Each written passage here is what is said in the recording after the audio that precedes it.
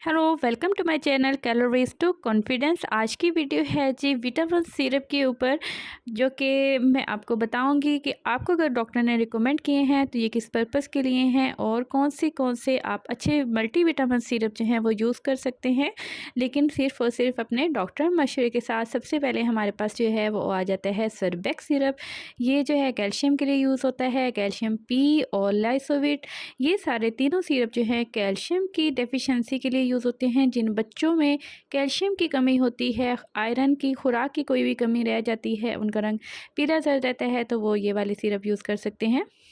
तो जो हमारे पास सरबैक्स है, इसमें बी कॉम्प्लेक्स सिरप है और ये विटामिन सी सिरप है। इसमें अगर आपका जो बच्चा है वो थकावट का शिकार रहता है, चलते हुए उसको थकावट हो जाती है, हड्डियों में उसके दर्द रहता है, तो बेस्ट है कि आप उसको ये दें। इससे उनकी कैल्शियम की कमी पूरी होगी और ये जो है आपकी हर तरह की थकावट और कमज़ोरी दूर करता है। बड़ों के साथ साथ बच्चों में भी ये फ़ायदेमंद रहता है।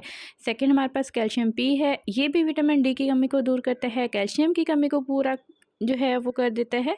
अगर किसी भी किस्म की और बीमारी कोई साथ जा रही है तो डॉक्टर के मशवरे से इसको लाजमी यूज़ करना है।